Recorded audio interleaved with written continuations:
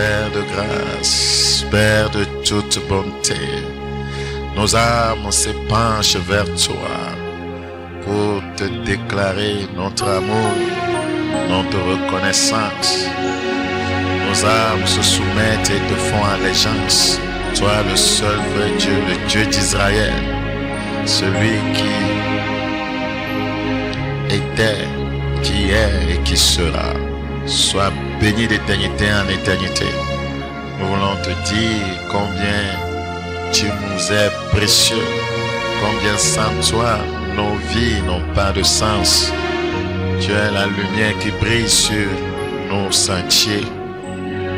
Tu es notre joie. Tu es notre boussole. Tu es notre soleil levant. Père, merci pour ton amour envers nous les hommes et ta bonté en faveur des fils des hommes. Merci pour la puissance que tu déploies pour soutenir ton Église, ton peuple. Merci pour ta puissance que tu déploies pour amener tes desseins à se concrétiser dans le monde, dans les nations. Sois béni, sois exalté. Prions que tu nous gardes en toi et que tu nous prépares urgemment afin que lorsque la tempête sonnera pour nous, individuellement ou de façon collégiale, que nous tous ensemble puissions nous retrouver auprès de toi. Saint-Esprit, aide-nous chaque jour afin que nous puissions nous approcher de toi. Attire-nous à toi et retire-nous du monde. Merci pour cette grâce. Bénis ta voix au fond de chaque cœur et que notre amour pour toi grandisse de jour en jour. Père, merci parce que tu nous as compris. Au nom de Jésus, nous avons prié.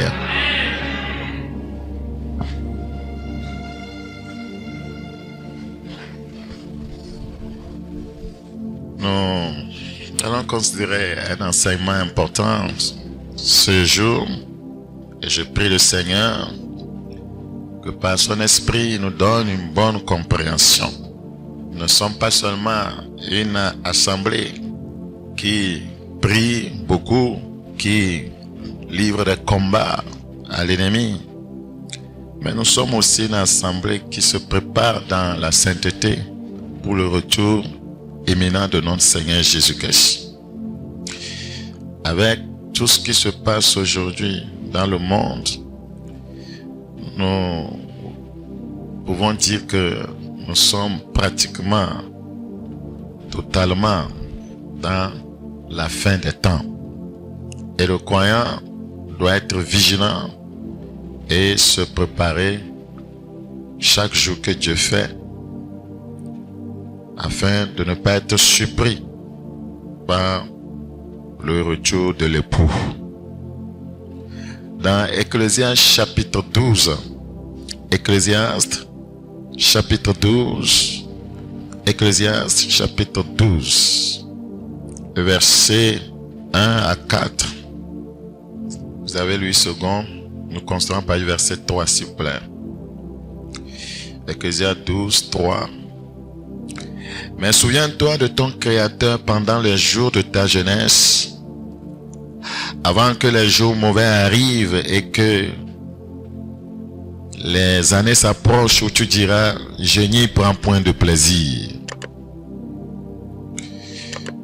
Avant que s'obscurcissent le soleil et la lumière, la lune et les étoiles, et que les nuages reviennent après la pluie. Souviens-toi de ton Seigneur. C'est ce qui est important là-bas.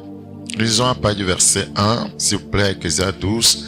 Jeune homme, réjouis-toi. Dans ta jeunesse, livre ton cœur à la joie pendant les jours de ta jeunesse. Marche dans les voies de ton cœur et selon les regards de tes yeux. Mais sache que pour tout cela, Dieu t'appellera en jugement. Nous pouvons dire par rapport à ce verset que tout est utile, mais tout n'édifie pas. Si vous faites quelque chose qui ne vous édifie pas, qui ne vous aide pas, vous devez cesser de le faire. Le verset 2, bannis de ton cœur le chagrin et éloigne le mal de ton corps. car la jeunesse et l'aurore sont vanité. Nous sommes dans Ecclésiaste chapitre 2 maintenant, le verset 1, 2, s'il vous plaît. J'ai dit à mon cœur, allons, je t'éprouverai par la joie et tu goûteras le bonheur. Et voici, c'est encore là une vanité. Ecclésiaste chapitre 1, verset 1 à 2. Parole de l'Ecclésiaste, fils de David, roi de Jérusalem. Vanité des vanités, dit l'Ecclésiaste, vanité des vanités, tout est vanité. Nous traitons du thème, la vanité de la vie. La vanité de la vie. Alors, l'Ecclésiaste ici réfléchit sur la nature transitoire de la vie, déclarant que tout est finalement vain. Cette observation finale, franche, l'Ecclésiaste n'est pas destinée à nous plonger dans le désespoir, mais plutôt à nous inciter à une réflexion plus profonde sur ce qui est vraiment, ou bien ce qui a vraiment de la valeur dans cette vie. C'est très important. Dans Proverbes chapitre 8, le verset 11, donc nous allons dans ce message réfléchir avec l'Ecclésiaste. Proverbes chapitre 8, le verset 11. Proverbes chapitre 8, le verset 11. Car la sagesse vaut mieux que les perles. Elle a plus de valeur que tous les objets de prix. La sagesse, le verset 10. Préférez mes instructions à l'argent et la connaissance à l'or le plus précieux. Alors, dans un monde où le succès matériel et les réalisations personnelles sont souvent prioritaires, ces versets nous poussent à remettre en question la signification durable de nos poursuites. Je reprends. Dans un monde où le succès matériel et les réalisations personnelles sont souvent prioritaires, ces versets nous poussent à remettre en question la signification durable de nos poursuites. Dans Luc chapitre 9, le verset 25. Luc chapitre 9, le verset 25. Et que servirait-il à un homme de gagner tout le monde s'il se détruisait ou se perdait lui-même? C'est pourquoi nous devons vraiment réfléchir sur la signification durable de nos poursuites. Ce que nous poursuivons, est-ce que cela a des conséquences, voyez, éternelles? Est-ce que cela peut nous aider après, voyez, notre passage ici-bas? Et que servirait-il à un homme de gagner tout le monde s'il se détruisait ou se perdait lui-même? On m'a rapporté qu'un immeuble s'est effondré, vous voyez, vers Adjidou Gomé, Sagbado, au bord de la route. Lorsque le monsieur construisait l'immeuble, il a été interpellé par la mairie comme quoi la fondation, vous voyez, n'est pas assez bonne pour un tel immeuble. Mais il n'a rien voulu savoir. Jusqu'à ce que la mairie avait essayé de clôturer l'endroit pour l'en empêcher. Il est venu arracher, continuer à construire. Parce que il a des mains longues derrière lui. C'est ainsi qu'il a continué. Chaque fois on l'interpelle, il a continué. Comme quoi, il disait, il a fait appel à un expert depuis l'extérieur. Mais pas fini, l'immeuble s'est effondré. Tout d'un coup, il a pris la route. Et lui-même, il n'est plus vivant. Vanité des vanités, tout est vanité. Qu'est-ce qu'il poursuivait? Est-ce que cette poursuite de la réalisation, voyez, des réalisations personnelles, en enfreignant, voyez, les lois élémentaires de la construction, est-ce que cela peut l'aider dans l'au-delà? Est-ce qu'il avait la crainte de Dieu?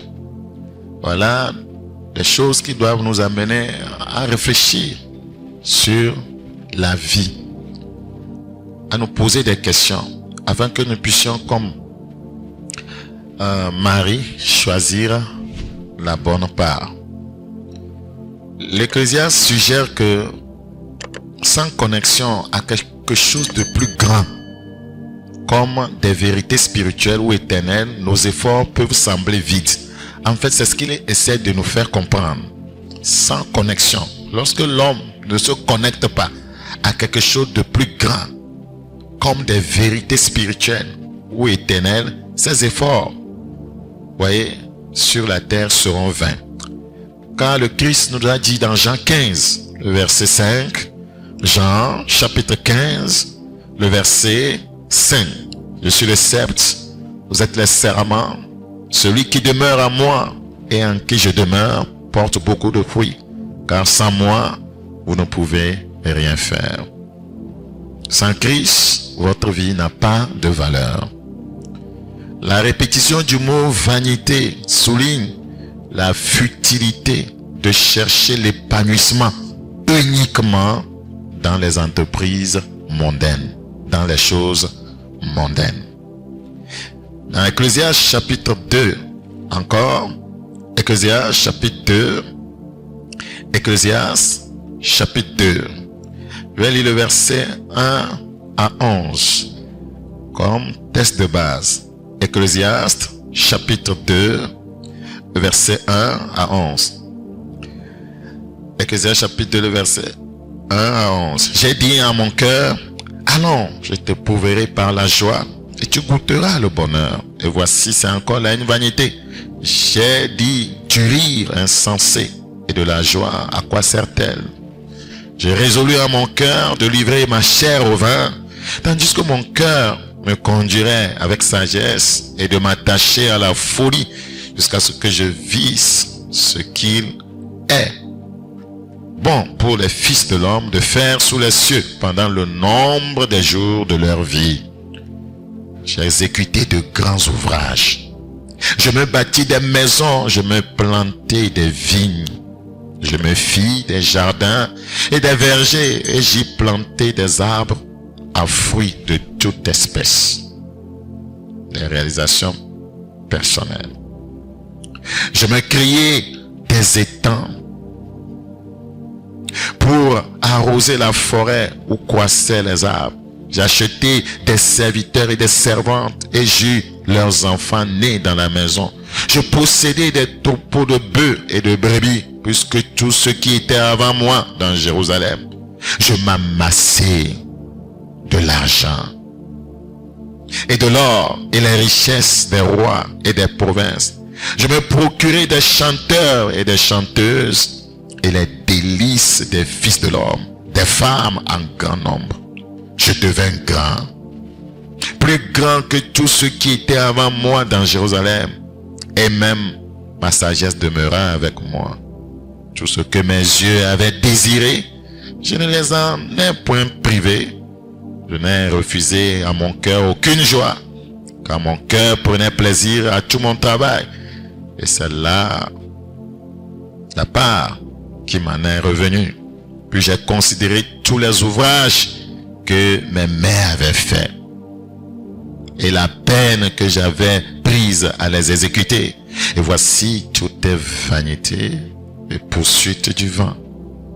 Et il n'y a aucun avantage à tirer de ce qu'on fait sous le soleil. L'Ecclésiaste, bien qu'il ne refuse pas d'avoir des possessions, nous encourage à déplacer notre attention des gains temporaires vers des valeurs plus durables, telles que l'amour, la foi et le service aux autres. En agissant ainsi, nous pouvons trouver un sens qui transcende la nature éphémère de la vie terrestre. dans Jacques 4, le verset 14. Jacques chapitre 4, le verset 14. Vous qui ne savez pas ce qui arrivera demain, car qu'est-ce votre vie? Vous êtes une vapeur qui paraît pour un peu de temps et qui ensuite disparaît. C'est pourquoi je disais, quand vous analysez bien les écrits d'Ecclésiaste, il n'est nullement pas question de ne pas posséder des choses, mais de déplacer notre attention des gains temporaires vers les valeurs plus durables. C'est une question de priorité. Il faut que les choses spirituelles aient plus de valeur pour nous que les choses temporaires, parce que nous n'allons pas emporter les choses de la terre, mais nous partirons de l'autre côté. Vous voyez, avec des choses spirituelles, des valeurs spirituelles, lesquelles valeurs pourront évidemment nous ouvrir les portes du ciel. C'est pourquoi la Bible dit dans Colossiens chapitre 3 que nous devons nous affectionner aux choses d'en haut. Donc déployer tous ces efforts, voyez, à la poursuite des choses de la terre est une vaine poursuite, une perte de temps. Donc nous devons rééquilibrer nos priorités. Voyez, si nous ne voulons pas être déçus, voyez, à la fin. L'Ecclésiaste nous invite finalement à explorer une relation plus profonde avec Dieu, où le véritable sens et l'épanouissement peuvent être trouvés. Le véritable sens de la vie, le véritable épanouissement, voyez, ne peuvent qu'être trouvés qu'en Dieu. En Psaume 87, le verset 7. Psaume chapitre 87, nous considérons le verset 7. Psaume chapitre 87, le verset 7. Psaume 87, le verset 7. Et ceux qui chantent et ceux qui dansent s'écrient, toutes mes sources sont en toi. Toutes mes sources sont en toi. Toutes nos sources doivent être en Dieu. Toutes nos sources doivent être en Dieu. Nous l'avons dit la fois passée, la Bible dit de garder notre cœur plus que toute chose. De garder notre cœur plus que l'argent, notre argent. De garder notre cœur plus que nos possessions matérielles. Car de lui proviennent toutes les sources de la vie. Le cœur, voyez, héberge toutes les sources de la vie. Pour aimer, ça doit partir du cœur. Pour être joyeux, ça doit partir du cœur. Pour être patient, ça doit partir du cœur. Donc si le Seigneur ne contrôle pas le cœur, tout est gâté. C'est pourquoi, une fois que Christ aménage dans notre cœur, nous devons tout faire pour qu'il ne déménage plus. C'est très important. Nous devons tout faire pour qu'il ne déménage plus. Que notre cœur devienne pour le Christ une résidence éternelle, une résidence permanente. C'est très important. Satan cherchera à déloger le Seigneur de nos cœurs afin de remplir nos cœurs, comme Pierre a eu à le dire à Ananias. Comment Satan a-t-il rempli ton cœur au point que tu mentes au Saint-Esprit? Ma prière en considérant ce thème aujourd'hui, c'est que chacun d'entre nous puisse revoir ses priorités et permettre au Seigneur d'être le maître de sa vie, de sa destinée. Alors, nous venons ainsi d'introduire ce thème, la vanité de la vie. Qu'est-ce qu'une vie de vanité? Premier point. Qu'est-ce qu'une vie de vanité? Qu'est-ce qu'une vie de vanité? Tout d'abord, c'est quoi la vanité? Alors, la vanité, c'est le caractère de ce qui est frivole, insignifiant. La vanité, c'est le caractère de ce qui est frivole, insignifiant, illusoire, trompeur, futile. La vanité, c'est le caractère de ce qui est vain, ce qui n'a pas de valeur, ce qui est inefficace. Une vie de vanité, c'est une vie de satisfaction de soi-même. Une vie de vanité, c'est une vie de satisfaction de soi-même. C'est une vie de vanité. C'est une fierté excessive de son apparence, de ses qualités, de ses capacités et de ses réalisations. Je reprends. C'est une fierté excessive de son apparence, de ses qualités, de ses capacités et de ses réalisations personnelles. C'est une vie d'autosuffisance, d'égoïsme, de vaine gloire. C'est une vie qui n'a pas de liaison avec Christ, ni avec sa parole. C'est une vie qui n'a pas Christ comme centre, comme focus. C'est une vie de vanité. Rappelez-vous que l'Ecclésiaste, au départ, était avec Dieu. Mais il va sombrer dans une vie de vanité. Il va se donner un grand nombre de femmes. Il va adorer d'autres dieux qui n'ont aucune valeur éternelle. Nous pouvons apprendre de tels hommes parce qu'ils ont payé le prix de leur sottise. Dans Galates chapitre 5, le verset 26, Galates 5, le verset 26. Galates chapitre 5, le verset 26. Galates 5, le verset 26. Ne cherchons pas une vaine gloire. C'est ça une vie de vanité. Ne cherchons pas une vaine gloire en nous provoquant les uns les autres, en nous portant envie les uns aux autres. C'est ça une vie de vanité. Dans 2 Corinthiens chapitre 1, 2 Corinthiens chapitre 1, si je ne me trompe pas, 2 Corinthiens chapitre 1, le verset 9. Et nous regardions comme certains notre arrêt de mort, afin de ne pas placer notre confiance en nous-mêmes. C'est ça une vie de vanité, quand vous placez votre confiance en vous-même, afin de ne pas placer notre confiance en nous-mêmes, mais de la placer en Dieu. Et une fois que Dieu n'est pas le centre, vous êtes dans la vanité.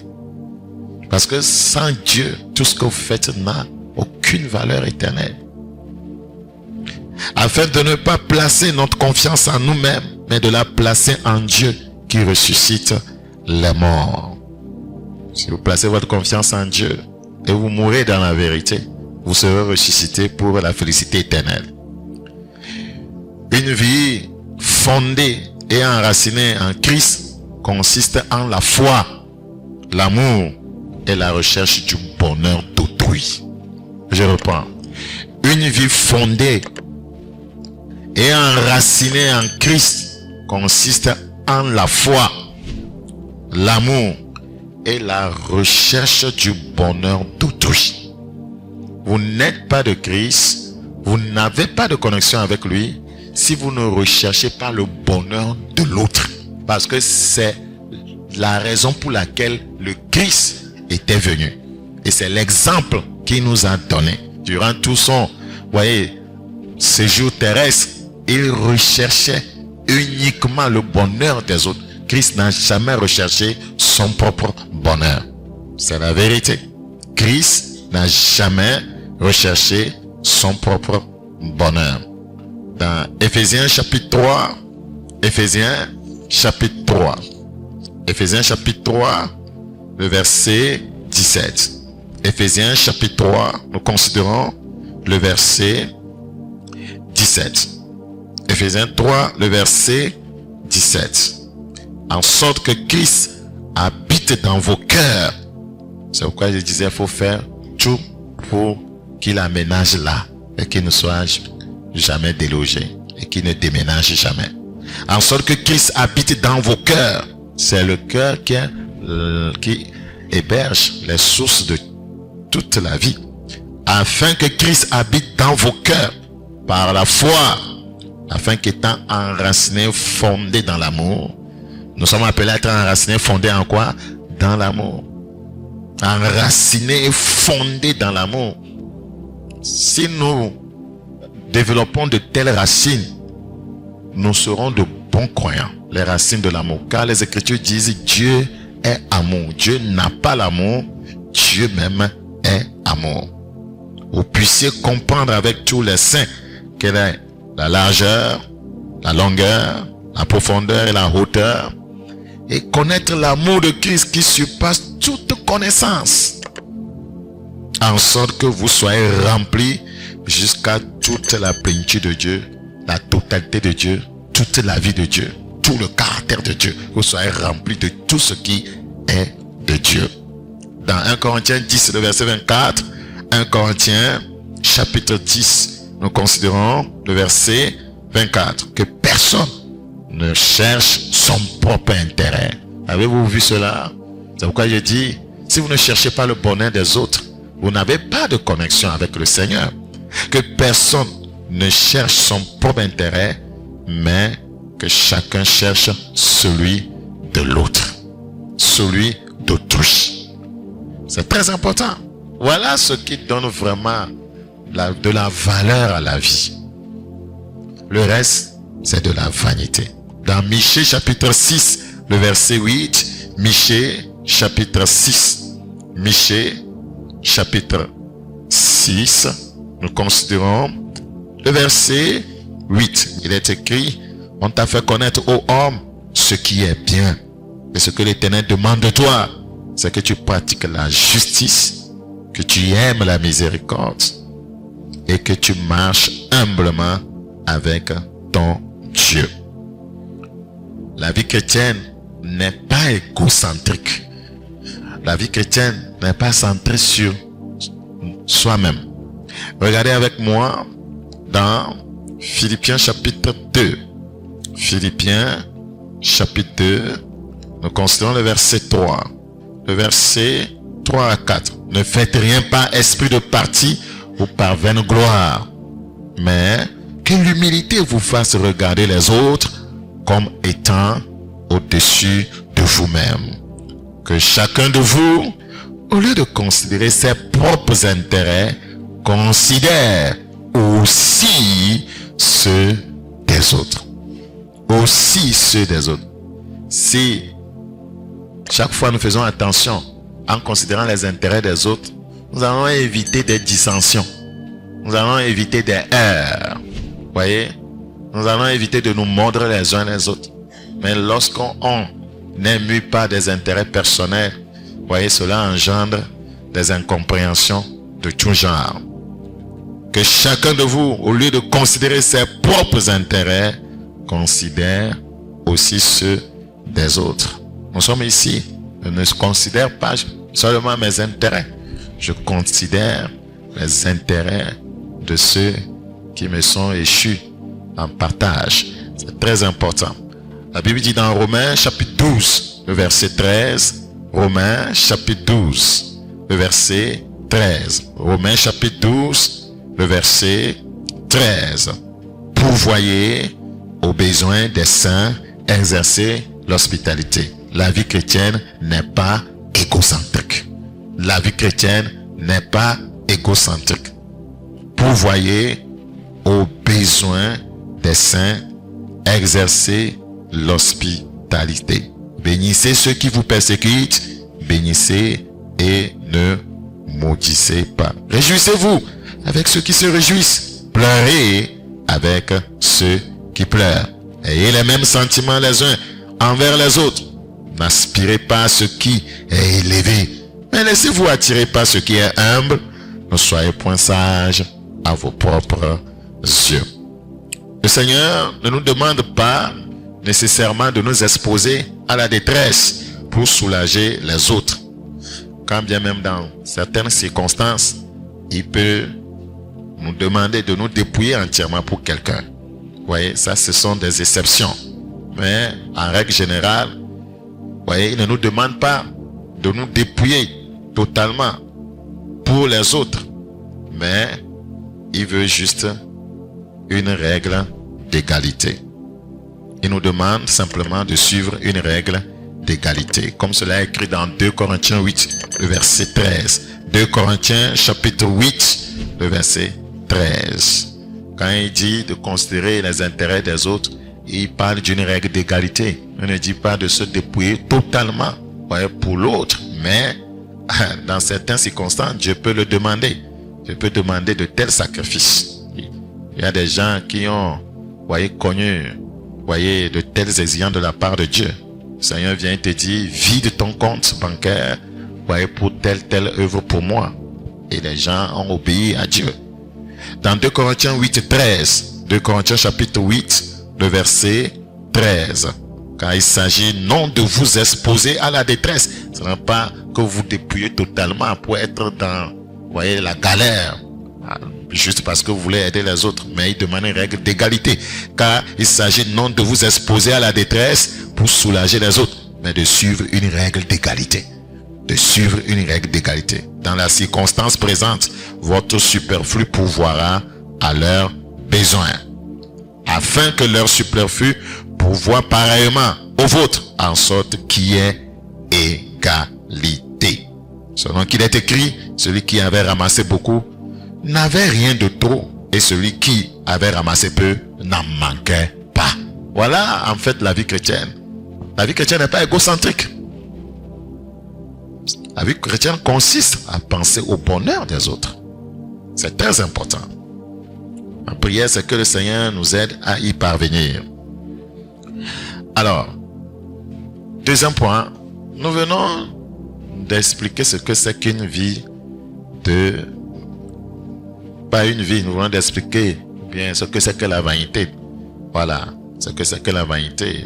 Nous avons essayé d'expliquer le mot même. Maintenant, deuxième point, quels sont les indicateurs d'une vie de vanité? Qu'est-ce qu'on peut voir dans la vie de quelqu'un pour dire il vit dans la vanité? Nous avons compris ce que c'est qu'une vie de vanité. C'est une vie d'autosuffisance, d'égoïsme, de vaine gloire. Une vie centrée sur soi-même. Vous voyez? Une vie de fierté excessive de son apparence, de ses qualités, de ses capacités, de ses réalisations. Quels sont les indicateurs d'une vie de vanité? Sachez que le désir du diable, c'est de nous pousser à vivre dans la vanité. Regardez avec moi dans Romains chapitre 8, le verset 20. Romains chapitre 8, nous considérons le verset 20. Romains chapitre 8, le verset 20. Car la création a été soumise à la vanité. Car la création a été soumise à la vanité. Donnez le micro au frère Romuald, cherchez-moi un pensée courant. Car la création a été soumise à la vanité, non de son propre gré, mais à cause de celui qui l'y a soumise. Romains 8, verset 20. La Bible nous dit, car la création a été assujettie à la vanité, non à la volonté, non à sa volonté, mais à cause de celui qui l'a assujetti. Vous voyez, la création a été soumise, assujettie à la vanité. L'objectif du diable, c'est d'amener tous les hommes à vivre dans la vanité, à être fier de ses capacités, de ses qualités, à être autosuffisant, à être fier de ses réalisations, à être égoïste, la vaine gloire. C'est ce que nous voyons dans le monde. Les gens se targuent de posséder ci, de posséder ça, de réaliser ci, de réaliser ceci. Les gens se vantent, ils se comparent les uns des autres. Est-ce que tu sais ce que j'ai? Est-ce que tu as une fois fait ceci? Est-ce que tu as une fois expérimenté telle chose? Ouais, juste pour minimiser l'autre, s'élever au-dessus de l'autre. C'est ça une vie de vanité. Cette vie ne s'aligne pas sur la parole de Dieu. C'est ce que le Satan veut que les hommes fassent, qui vivent dans la vanité, qui ne pensent pas au bonheur des autres. Voyez, qu'ils ne pensent qu'à leur propre satisfaction. C'est une vie illusoire, c'est une vie de futilité, d'auto-tromperie. Parce qu'en fin de compte, cela ne va pas vous conduire nulle part. Vous ne verrez pas Dieu. C'est pourquoi les Écritures disent que servirait-il à un homme de gagner tout le monde s'il perdait son âme. L'ennemi veut nous soumettre à la vanité. Quand vous voyez l'église aujourd'hui, nous courons après des choses qui n'ont pas de valeur. Pourquoi vous allez à l'église? Pourquoi vous allez à l'église? Si ce n'est pas pour ressembler à Christ, vous êtes un chrétien vaniteux. Si ce n'est pas pour arriver à la statue parfaite de Christ, vous êtes un chrétien vaniteux. Vous vivez dans la vanité. Si l'objectif, c'est de trouver des solutions aux problèmes, voyez, que nous chacun a sur la terre, parce que la terre existait avant notre venue. Satan l'a déjà mené. Donc nous viendrons rencontrer des problèmes. Si nous avons nous concentrer à juguler, à résoudre nos problèmes, voyez, nous n'allons pas arriver à la statue parfaite de Christ. Mais quand nous arrivons à la statue parfaite de Christ, nous pouvons être au-dessus des problèmes. C'est la vérité. Nous pouvons être au-dessus des problèmes. Sur quoi vous vous concentrez? Chaque jour, je ne pense qu'au ciel. Chaque jour, je pense à l'enlèvement. Dieu m'est témoin. Comment je me suis parlé encore ce matin avant de prendre la route. Chaque jour, chaque jour, chaque jour que Dieu fait, on peut partir à n'importe quel moment. Et il ne faut pas rater le ciel.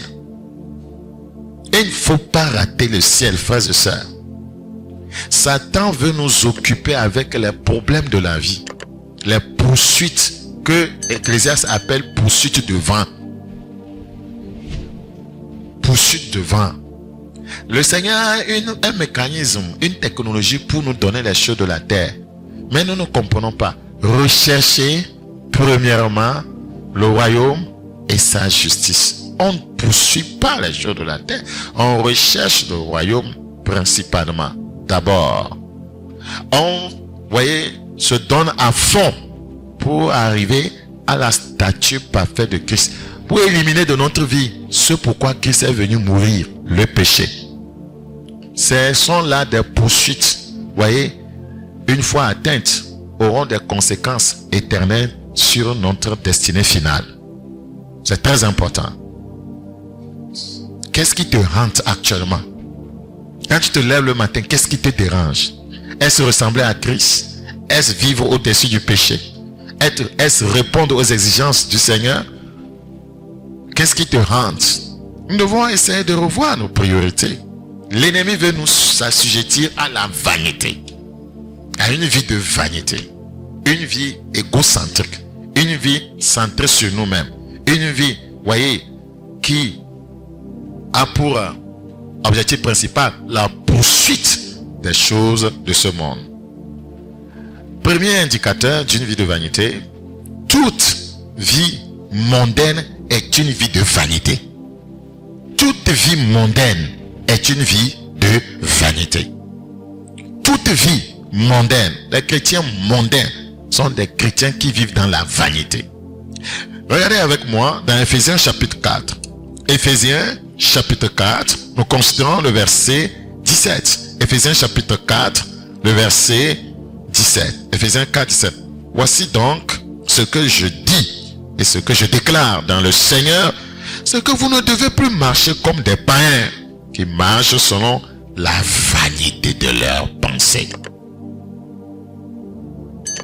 La vanité de leurs pensées.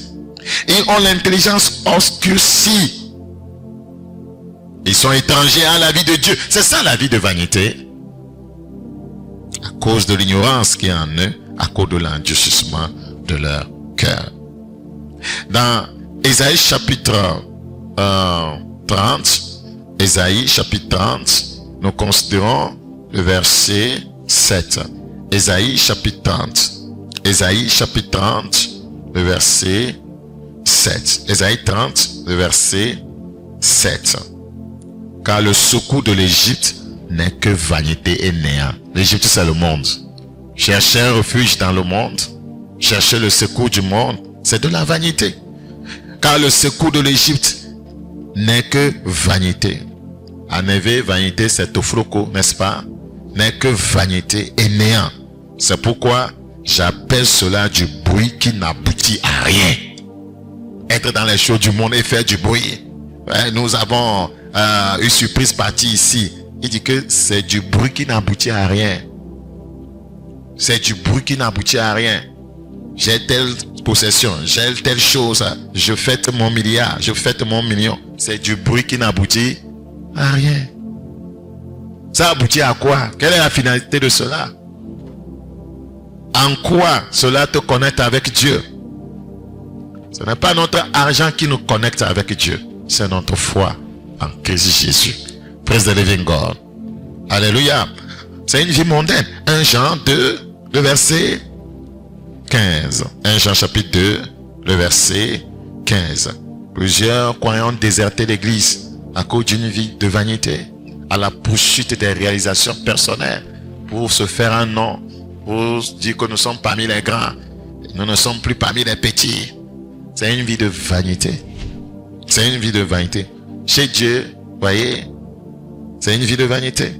Regardez avec moi au verset 15. N'aimez point le monde, ni les choses qui sont dans le monde. Si quelqu'un aime le monde, l'amour du Père n'est point en lui. Français courant.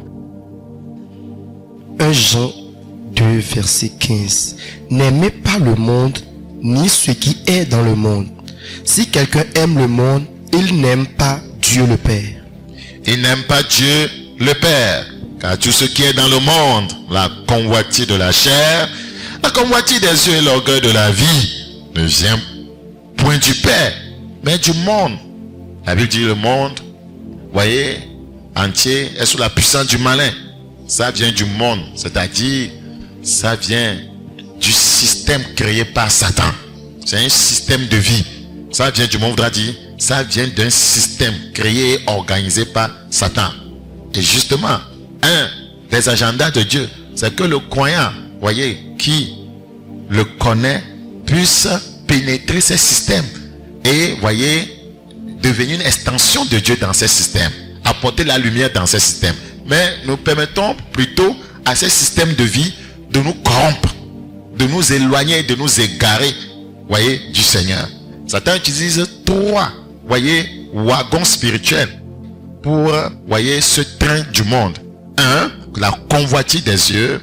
Quand tu es sous l'emprise de la convoitise des yeux, tu vas entrer dans le système de vie de ce monde.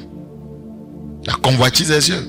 On convoite des choses que Dieu ne nous demande pas de posséder. On convoite la femme d'autrui, le mari d'autrui. Voyez, on convoite. Voyez, la convoitise des yeux, la convoitise de la chair, ça amène dans l'immoralité sexuelle. La convoitise de la chair. Voyez, l'orgueil de la vie, l'orgueil de la vie, la prétention. Voyez, s'élever au-dessus des autres à cause de ses réalisations, à cause de ses possessions. La Bible dit que ça ne vient pas du Père. Ça ne vient pas du Père. Le croyant doit être humble si Dieu le bénit. Au lieu de, voyez, sonner la trompette, comme quoi, voyez, il a ci, il a ça. L'humilité précède la gloire. Deuxièmement, une vie de vanité, un des indicateurs d'une vie de vanité, c'est une vie, nous allons, voyez, le relever, c'est important. Toute vie charnelle est une vie de vanité. Toute vie charnelle est une vie de vanité. Parce que la Bible dit que ceux qui vivent selon la chair ne sauront plaire à Dieu. Donc toute vie charnelle est une vie de vanité. Vanité voudra dire tofoko, inutile. Ça ne te servira à rien. Ça ne te servira à rien. Regardez dans 2 Pierre, chapitre 2, le verset 18. 2 Pierre 2. 2 Pierre, chapitre 2, le verset 18. Avec des discours enflés de vanité. Des discours enflés de vanité. Ils amorcent par les convoitises de la chair, par les dissolutions, ceux qui viennent à peine d'échapper aux hommes qui vivent dans l'égarement. Colossiens chapitre 2, le verset 18, convoitise de la chair, une vie charnelle. Colossiens chapitre 2, Colossiens 2, Colossiens chapitre 2, le verset 18. Colossiens chapitre 2, le verset 18. Qu'aucun homme sous une apparence d'humilité et par un culte des anges ne vous ravisse à son gré le prix de la course. Tandis qu'il s'abandonne à ses visions et qu'il est enflé d'un vain orgueil. C'est ça la vanité. L'orgueil est une vanité. Un vain orgueil par ses pensées charnelles sans s'attacher au chef. Lorsque le chef Christ n'est pas au centre, vous vivez dans la vanité. Vous vivez dans la vanité. C'est pourquoi je vous prêche l'alignement. S'aligner sur le chef, s'aligner sur sa parole. C'est ainsi que vous pourriez éviter de vivre dans la vanité, dans une vie qui ne vous servira à rien finalement. Une vie de vanité, troisièmement, est une vie de mensonge. N'oubliez pas, Satan est le père du mensonge. Ceux qui vivent dans le mensonge vivent dans la vanité. C'est-à-dire que par finir, ils vont se retrouver là où Satan se retrouve déjà. Satan est le gardien de l'enfer. Dans Psaume 62, le verset 9. Psaume 62, le verset 9. Il est écrit au verset 9, verset 10 dans d'autres versions. Oui, vanité, les fils de l'homme. Mensonge, les fils de l'homme. Oui, vanité, les fils de l'homme. Mensonge, les fils de l'homme. C'est pourquoi il ne faut pas être fils de l'homme, mais il faut être fils de Dieu. Il faut transiter vers là, fils de Dieu. Il faut transiter vers, voyez, l'homme de Dieu. L'homme spirituel.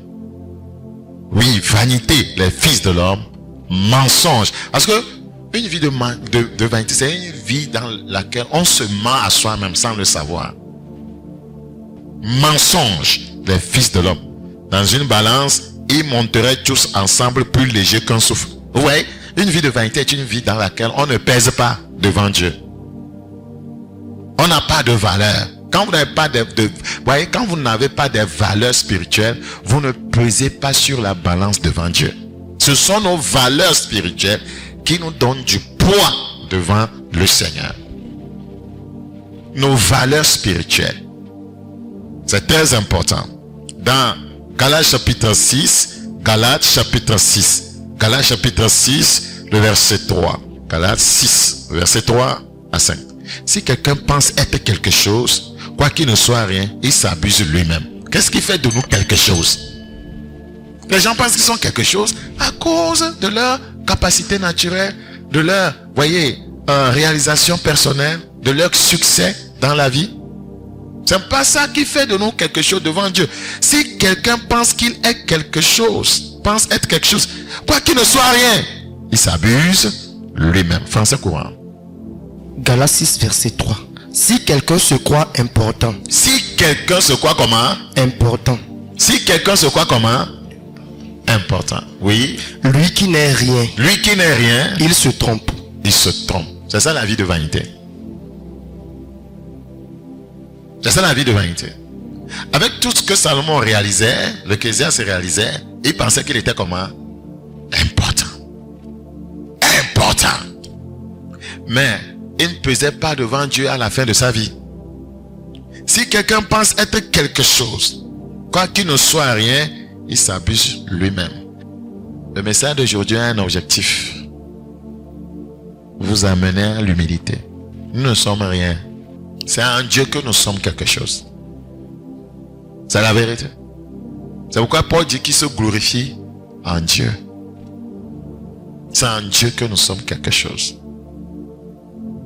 Que chacun, verset 4, examine ses propres œuvres. Et alors il aura sujet de se glorifier pour lui seul et non par rapport à autrui. La vie de vanité, vous voyez, c'est une vie dans laquelle on aime les comparaisons. On veut se comparer aux autres. Car chacun portera son propre fardeau. Verset 15. Car ce n'est rien que d'être circoncis ou incirconcis. Ce qui est quelque chose. Si quelqu'un pense être quelque chose. Maintenant, la réponse. Ce qui est quelque chose, terminé. Ce qui est quelque chose, pourquoi vous vous sentez frustré quand vous avez Jésus et vous vous sentez frustré par rapport à ceux qui ont des réalisations? Pourquoi? La Bible a-t-elle dit que c'est ceux qui ont des réalisations, des richesses, c'est eux qui sont quelque chose? La Bible n'a jamais enseigné ça. Le riche homme pensait qu'il était quelque chose. Et Lazare, pour lui, n'était quoi? Rien. Mais finalement, après leur mort, qui était quelque chose? Qui était quelque chose? Avoir des réalisations sans Dieu, c'est dangereux. Avoir des réalisations et en être orgueilleux, c'est dangereux. Se confier dans ses réalisations, c'est de la vanité. Le Seigneur n'aime pas ça. Le Seigneur aime les humbles. L'humilité précède quoi? L'orgueil précède la chute. Car ce n'est rien que d'être circoncis ou incirconcis. Nous avons lu ça, nous avons ça en français courant. Ce qui est quelque chose. Frères et sœurs, moi, mon objectif, c'est de vous amener vers ce qui est quelque chose. De vous conduire vers ce qui est quelque chose. C'est pourquoi j'ai pris le temps d'enseigner l'homme spirituel, l'homme de Dieu. Je vous demande d'aller suivre ce message sur YouTube. Parce que c'était un enseignement pour les ouvriers. Allez chercher ce message. L'homme spirituel, l'homme de Dieu. C'est une série de 3. Vous allez comprendre réellement ce qui est quelque chose. Ce qui est quelque chose. Ce qui est quelque chose, c'est d'être une nouvelle créature. Nous pensons que ce qui est quelque chose, c'est d'habiter dans une maison à étage. Ce qui est quelque chose, c'est d'avoir un véhicule dernier cri. Ce qui est quelque chose, c'est de voyager entre 2 avions. Ce qui est quelque chose, c'est d'avoir une femme se marier à l'église. C'est pourquoi on pleure pour le mariage. D'avoir des enfants. On peut avoir tout cela sans être une nouvelle créature dont tu n'es rien. On peut avoir tout cela sans être une nouvelle créature. Si nous voulons nous attarder sur ce que c'est qu'une nouvelle créature, nous n'allons pas, voyez, continuer notre enseignement. Venir à l'église ne veut pas dire qu'on est une nouvelle créature. Se dépouiller, nouer bien sa tête, marcher comme, voyez, l'escorte du chef de l'État, ne fait pas de toi une nouvelle créature. Avoir une position à l'église, être le pasteur, être responsable de section, ne fait pas de toi une nouvelle créature. Commander les gens, avoir l'autorité sur les gens, ne fait pas de toi une nouvelle créature. Tant que tu n'as pas la nature de Dieu, tant que Galates 5, 22 n'est pas en toi, you are nothing. Tu n'es rien. Tu n'es rien. Nous faisons des choses qui amènent des hommes à nous donner de la valeur. Or, la conception de ce que c'est que la valeur aux yeux des hommes n'est pas la même au niveau de Dieu. Aux yeux des hommes, quand tu es comme ça, tu es comme ceci, tu as de la valeur. Aux yeux de Dieu, ce n'est pas la même chose. Aux yeux de Dieu, ce qui est quelque chose voudra dire ce qui a de la valeur, ce qui est important, c'est être une nouvelle créature. Français courant. Galates 6, verset 15. Être circoncis ou ne pas être circoncis, cela n'a pas d'importance. Ce qui compte, c'est que Dieu nous crée à nouveau. Ce qui compte, c'est que Dieu nous crée à nouveau. Nous crée à nouveau. Le péché, nous avons été formés. Le péché nous a déformés. Jésus est venu nous réformer. L'homme a été formé. Le péché l'a déformé. Christ est venu le réformer, le recréer. C'est ça qui compte. C'est la bonne poursuite. Cette poursuite n'est pas du vent. Cette poursuite n'est pas une vanité. C'est très important. Et il dit au verset 16, parce que c'est important, Père miséricorde sur tous ceux qui suivront cette règle. Ceux qui ne veulent pas suivre cette règle, pensant que quelque chose d'autre est plus important que d'être une nouvelle créature, ils n'auront pas la paix. Paix et miséricorde sur tous ceux qui suivront cette règle et sur Israël de Dieu. Ce qui est quelque chose, c'est d'être une nouvelle créature. Jeune, sais-tu ce qui est quelque chose? Pour nous, pourquoi nous nous battons à l'église? Pourquoi nous ne nous comprenons pas? Pourquoi tant de divisions, de dissensions? Nous avons pensé que ce qui est quelque chose, c'est d'être au-dessus de celui-là, au-dessus de celui-là. Nous avons pensé que ce qui est quelque chose, c'est être proche du pasteur. C'est ça qui est quelque chose. Ce n'est pas ce qui est quelque chose. Ce qui est quelque chose, c'est d'être une nouvelle créature. Ce qui est quelque chose, ce n'est pas être la femme du pasteur. C'est être une nouvelle créature. Ce n'est pas être le fils du pasteur. C'est être une nouvelle créature. Ce n'est pas être l'assistant du pasteur. C'est être une nouvelle créature. Ce qui est quelque chose, ce n'est pas être celui qui donne l'argent au pasteur. C'est être une nouvelle créature. Ce qui est quelque chose, ce n'est pas celui qui a acheté un véhicule au pasteur. Celui qui l'a aidé à construire une maison. Ce n'a rien. Ce qui est quelque chose, c'est d'être quoi? Une nouvelle créature. Une nouvelle créature. Ce qui est quelque chose, ce n'est pas que je m'en vais, je quitte MDT. Ce qui est quelque chose, en quittant, sois sûr que tu es demeuré une nouvelle créature. Sois sûr que ta vie spirituelle n'a pas diminué. Que quand tu as quitté le pasteur Yass, ta vie spirituelle n'a pas diminué. Elle est devenue de plus en plus forte, plus en feu que quand tu étais chez lui. C'est ce qui est quelque chose. C'est ce qui est quelque chose. Écoutez-moi. Jamais de la vie que les bénédictions de Dieu ne vous amènent à pousser des ailes d'orgueil. Ne faites jamais ça. Jamais. Ce n'est pas parce que je viens de me marier que je dois me lever au-dessus des célibataires. Ce n'est pas parce que je viens de m'acheter un véhicule que je dois minimiser ceux qui vont à pied. Je suis l'un des pasteurs qui ramasse des gens dans son véhicule plus que tous les pasteurs au Togo. Ils ne font pas ça. Aucune bénédiction ne me change. Aucune onction ne me change.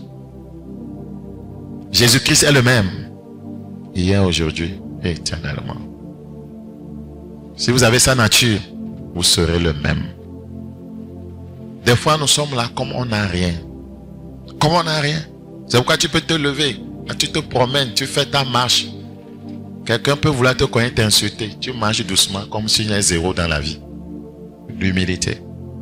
Laissez-vous imprégner par l'esprit d'humilité. Vous serez un bon croyant.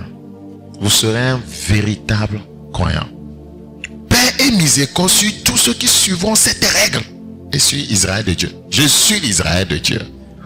Tu es l'Israël de Dieu. Regardez dans les assemblées, les grandes assemblées, ce sont les comparaisons. Les dimanches, les comparaisons par rapport à l'habillement. C'est pourquoi vous allez voir certains sortir pour danser. C'est parce qu'ils viennent de coudre un nouveau vêtement. Ça dit que tout le monde le sait. Et ils dansent, soulèvent tout pour qu'on voit tous les aspects de la couture. Ils tournent vers le nord, ils tournent vers le sud, ils tournent à l'ouest, à l'est. On doit voir les aspects de cette couture.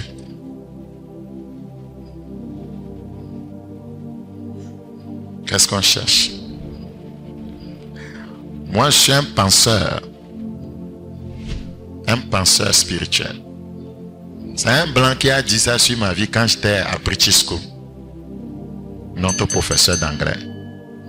Parce que quand vous me voyez que je suis assis, je suis calme. C'est quand quelqu'un va s'approcher, vous allez me voir. Je pense toujours. Je cogite sur la vie. Qu'est-ce qui vous hante? Que Jésus vous hante. S'il vous remplit, il vous hantera. Si toute la plénitude est là, il vous hantera. C'est important. C'est ce qui est quelque chose. Être une nouvelle créature. C'est ça qui est important. C'est ça qui compte. Les autres choses, gloire à Dieu. Mais qu'est-ce qui compte vraiment? Qu'est-ce qui compte? Pourquoi se décourager, quitter l'église parce qu'on n'a pas pu se marier? C'est ça qui compte? C'est décourager partir parce que quelqu'un a parlé mal contre toi. C'est ça qui compte. Ça a quel sens? C'est une manière de réfléchir. Nous devons avoir la sagesse de Dieu. Quand on dit que quelqu'un est sage, quand il pense comme les Écritures. Les Écritures n'ont jamais enseigné que quelqu'un a parlé mal de toi, il faut partir. Les Écritures n'ont jamais enseigné que quelqu'un a marché sur toi, pars. Fais tout pour qu'il y ait la paix. C'est ça quelqu'un qui est sage. Le reste, c'est être insensé. Les gens prennent des décisions. Parce que j'ai appris ci, parce que j'ai appris ça, je m'en vais. Tu vas où? Où est-ce que les gens ne se marchent pas dessus? Même dans le foyer. Je n'ai jamais vu un foyer où les gens ne se sont jamais marchés dessus. C'est ça la vie. C'est ça, on gère en s'alignant sur la parole. Mais si vous n'avez pas cette sagesse qui vient de la parole de Dieu, vous allez utiliser votre sagesse d'école. Parce que là, c'est là où on se fait les grands. Mais on les niveaux. Ils savent le diplôme que j'ai. Ils connaissent les pays que j'ai fait. Comment ils peuvent m'embêter comme ça? Ils sont qui? Est-ce qu'ils ont vu ma voiture? Vanité des vanités. Orgueil. Poursuite du vent. Poursuite du vent. Nous qui avons une petite connaissance des Écritures, quand nous voyons des gens comme ça, on pleure dans notre cœur. On pleure dans notre cœur. Et ils pensent qu'ils sont sages. C'est la sagesse du monde. Le chrétien, il est autre chose. Ce qui est quelque chose, n'oubliez jamais ça. Ce qui est quelque chose, c'est d'être une nouvelle créature. Si ce qui compte, c'est être une nouvelle créature, on doit travailler à notre salut. Avec tremblement et crainte. C'est tellement important. Une vie de vanité, c'est une vie de mensonge. On se ment à soi-même. Autre indicateur d'une vie de vanité, c'est le fait de se confier aux hommes. Se confier aux hommes, c'est de la vanité. C'est de la vanité. Regardez dans Psaume 108. Psaume 108. Psaume 108, le verset 13. Donne-nous du secours contre la détresse. Le secours de l'homme n'est que vanité. Le secours de l'homme n'est que quoi? Vanité. Que Dieu utilise l'homme pour te secourir. Que tu mettes Dieu de côté et que tu te confies à un homme, c'est dangereux. Parce que il y a des situations où l'homme ne peut quoi? Il ne peut rien faire. C'est de la sagesse. Dieu, c'est un Dieu sage. Il veut que nous fonctionnons dans la sagesse. Dans Psaume 118, le verset 8. Psaume 118, le verset 8. Psaume 118, le verset 8. Mieux vaut chercher un refuge en l'Éternel que de se confier à l'homme. Mieux vaut chercher un refuge en l'Éternel que de se confier à l'homme. Mieux vaut chercher un refuge en l'Éternel que de se confier au grand. Au grand. Le monsieur dont l'immeuble s'est écroulé, il se confiait au grand. Il se confiait au grand. Non, vous ne pouvez pas arrêter ça. Vous ne pouvez pas. Moi là, c'est depuis le haut. Praise the living God. Alléluia. Mieux vaut chercher un refuge en l'Éternel que de se confier au grand. Au grand. Dieu peut utiliser l'homme. Dieu, il bénit les hommes par les hommes. Il faut le laisser te diriger. Utiliser les hommes pour soi. Que de le mettre de côté et commencer à te vanter. Non, moi j'ai quelqu'un. J'ai quelqu'un là-bas. Vous savez là où c'est. Praise the living God. Alléluia. Ésaïe chapitre 2, le verset 22. Ésaïe chapitre 2, le verset 22. Cessez de vous confier en l'homme. Est-ce que c'est moi qui ai écrit ça? Dans les narines duquel il n'y a qu'un souffle. Car de quelle valeur est-il? Car de quelle valeur est-il comparé à Dieu? Donc se confier aux hommes, c'est une vanité. Une vanité. Autre point. L'acquisition frauduleuse des richesses est une vie de vanité. Gagner légitimement votre argent vous donne de la valeur. Je reprends. L'acquisition frauduleuse des richesses est une vie de vanité. Gagner légitimement votre argent vous donne de la valeur. Proverbe 21, 6. Proverbe chapitre 21, le verset 6. Des trésors acquis par une langue mensongère sont une vanité fugitive et l'avant-coureur de la mort. Avez-vous vu cela? Des trésors acquis par une langue mensongère. Des trésors, même si c'est 100 francs, c'est un trésor. Tu mens à ton mari pour avoir de l'argent. C'est une vie de vanité. Tu te lèves, tu fais la faux malade. Il y a la fausse malade. Comment on dit ça? Le faux malade. Ah, chérie, ma tête. Ouh! Que tu veux acheter les médicaments que tu achètes souvent quand tu as les maux de tête. C'est 5800. Et on te donne ça. Et il va au service, il revient. Te voilà en train de manger bien. Ça va? Ouh! Ça diminue un peu. Du médicament travail. Regarde.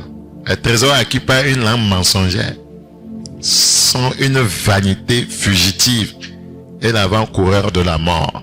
Quand on t'envoie ton papa, ton mari, même ta femme, et qui a la monnaie, ramène-la. Ramène la monnaie. Il y a des gens qui ne ramènent jamais la monnaie. Que c'est mon mari. Ramène la monnaie. Dis à quelqu'un, ramène la monnaie. Lui-même a compris le message. Ramène la monnaie. Il y a des gens, on doit les appeler comme ça. Ramène la monnaie. Même si tu sais qu'il va te dire, garde ça, ramène la monnaie. Garde la monnaie. Au service, quelqu'un te dit, garde la monnaie. Tu vends dans une société et quelqu'un vient, tu lui dois 2000, il dit non, garde la monnaie. Quand il dit pour toi, tu vas informer ton chef qui m'a dit de prendre ça. Sinon, c'est pour l'entreprise. Il te donne. Il dit, je t'ai donné. Chef, quand le monsieur là est venu, il m'a donné 1000 francs. Ah, ok, je te donne. C'est ça l'intégrité. Ton chef aura toujours confiance en toi. Mais si tu prends, tu ne lui dis rien. Il y a quelqu'un qui est jalouse là-bas qui regarde ça. On va mentir sur ton compte. Et on va inventer des choses. Praise the living God. Tu es avec un pasteur. À la fin de l'année, un fidèle voit que tu te démerdes beaucoup et il te fait quelque chose. Ah, pasteur, un fidèle m'a fait ceci. Ça permet au pasteur de prier pour les fidèles. De bénir les fidèles. J'ai envoyé 2 de mes collaborateurs pour aller prier dans un service pour une soeur qui avait un souci. Quand elle entre dans le bureau, elle s'assoit, elle doit être hospitalisée. Donc après, je les ai envoyés avant que moi-même je ne fasse la délivrance ici. Après la délivrance ici, c'était fini. C'était un envoûtement. L'esprit est sorti ici. Je les ai dit maintenant, allez prier sur son bureau. Une fois, ils l'ont rencontré ici pour prier. Et puis, elle leur avait donné un 5 000. Ils sont partis mettre dans la caisse. Elle a vu ça. Elle a dit, prenez encore ça pour vous. Ils m'ont dit ça. C'est la fidélité. C'est l'intégrité. Nous devons avoir ces valeurs. Les amener dans nos lieux de service. Nous ne perdons rien. Plutôt Dieu va nous bénir, nous ouvrir les portes. Plutôt Dieu va nous bénir et nous ouvrir les portes. Les trésors acquis par une langue mensongère sont une vanité fugitive et l'avant-coureur de la mort. C'est dangereux. L'avant-coureur de la mort. Proverbe 10, 22. Proverbe 10, le verset 22. C'est la bénédiction de l'Éternel qui enrichit. Je pensais entendre un amen. C'est la bénédiction de l'Éternel qui enrichit. On n'a pas besoin d'acquérir frauduleusement quelque chose. C'est la bénédiction de l'Éternel qui enrichit. Vous savez pourquoi? Quand vous acquérez frauduleusement quelque chose, le chagrin va vous poursuivre. C'est la bénédiction de l'Éternel qui enrichit. Et il ne la fait suivre d'aucun chagrin. Les gens sont dans les sectes, vous les convoitez. Vous connaissez-vous leur chagrin? Ça, vous aussi dorment la nuit. Les chagrins. Il y a des gens qui sont endettés pour faire des réalisations. Et ils sont incapables de payer cette dette-là. Avant de prendre de l'argent à la banque, il faut être sûr que tu fais quelque chose qui te rapporte et que tu peux payer facilement, voyez, ta dette. Mais il y a des gens, lui, il va seulement, il prend M. Djongo pour caution. Et une fois l'argent pris, M. Djongo est parti à Paris. Et on vient le prendre par, voyez, le col. Il n'arrive pas à payer. Le chagrin arrive. Le chagrin arrive. Les problèmes arrivent. Il faut être sage dans la vie. Il faut être comment? Il faut être sage dans la vie. C'est pourquoi moi je ne fais pas de prêt. Je n'ai pas un investissement qui me rapporte l'argent pour payer. Il faut être sage. Je n'ai jamais pensé une seule fois que, comme j'ai des fidèles, je vais faire prêt. Quand ça va chauffer, ils vont payer ça. Ce serait de l'escroquerie. C'est pourquoi moi je ne fais pas prêt. Et je ne sais pas pour autant pour dire aux gens de ne pas faire prêt. Mais il faut être sûr. Peut-être que tu travailles quelque part, à la fin du mois, on fait quoi? On prend une partie de ton salaire. Il ne faut pas avoir de problème avec les banques. Et les banques, là, elles ne s'amusent pas. Si on ne vient pas transporter ta propre maison, moto, toi-même, on doit te vendre à la prison pour prendre l'argent. C'est la vérité. Si on vient, on voit la moto. Tu dois 20 000. Tu n'arrives pas à 20 000, tu n'arrives pas, mais ta moto a coûté 450 000. Et ils vont vendre la moto et défalquer leur argent et te remettre le reste. Ou bien, donc les jeunes, il faut travailler que de compter sur des prêts. Praise the living God. C'est la bénédiction de l'Éternel qui enrichit. Il ne la fait suivre d'aucun chagrin. Autre point, autre indice d'une vie de vanité. Toute personne qui n'est pas affiliée au royaume de Dieu vit dans la vanité, poursuit le vent. Toute personne qui n'est pas affiliée au royaume de Dieu vit dans la vanité, poursuit le vent. Donc ici, tous ceux qui ne sont pas nés de nouveau mènent une vie de vanité. Ésaïe 40, le verset 17. Ésaïe chapitre 40, le verset 17. Être affilié au royaume, ce n'est pas que je viens à l'église pendant les vacances, les 31, les fêtes de Noël. Le ciel ne te connaît pas. Vous voyez, tu es un chrétien saisonnier. Tu es un chrétien saisonnier. Tu n'es pas un pratiquant. Tu es un sympathisant. Ésaïe, chapitre combien? 40, le verset 17. Ésaïe 40, le verset 17. Toutes les nations sont devant lui comme un rien. Vous voyez, les nations, ceux qui ne sont pas nés de nouveau, ceux qui n'ont aucune affiliation avec le royaume, toutes les nations sont devant lui comme un rien. Voulez-vous qu'on soit comme un rien devant Dieu? Il a dit ce qui est quelque chose, c'est être une nouvelle créature. Si vous n'êtes pas une nouvelle créature, vous êtes quoi? Un rien. Elles ne sont pour lui que néant et vanité. Elles ne sont pour lui que néant et vanité. Elles ne sont pour lui que néant et vanité. Ésaïe 41. Ésaïe 41, le verset 29. Ésaïe chapitre 41, le verset 29. Voici, ils ne sont tous que vanité. Leurs œuvres ne sont que néant. Leurs idoles ne sont qu'un vain souffle. Ce qui nous amène à dire, l'idolâtrie est un indice d'une vie de vanité. L'idolâtrie. L'idolâtrie. Que ce soit avec les statues,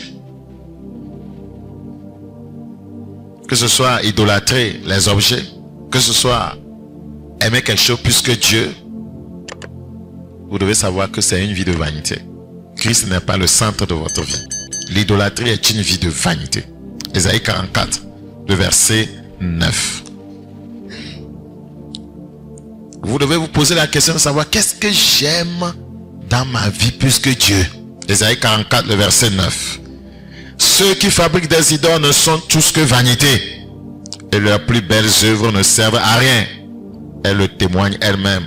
Elles n'ont ni la vue ni l'intelligence, afin qu'ils soient dans la confusion. Dans Jérémie chapitre 10, le verset 3. Jérémie chapitre 10, le verset 3. Car les coutumes des peuples ne sont que vanité.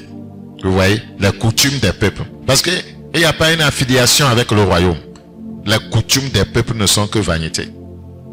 Des fois, ce sont les croyants qui défendent les coutumes des peuples. Les coutumes qui n'ont pas de fondement biblique. Il suffit que quelqu'un meurt dans une famille, vous allez voir. Des fois, on ne reconnaît même pas les chrétiens. Les coutumes des peuples ne sont que vanité. On coupe le bois dans la forêt. La main de l'ouvrier le travaille avec la hache.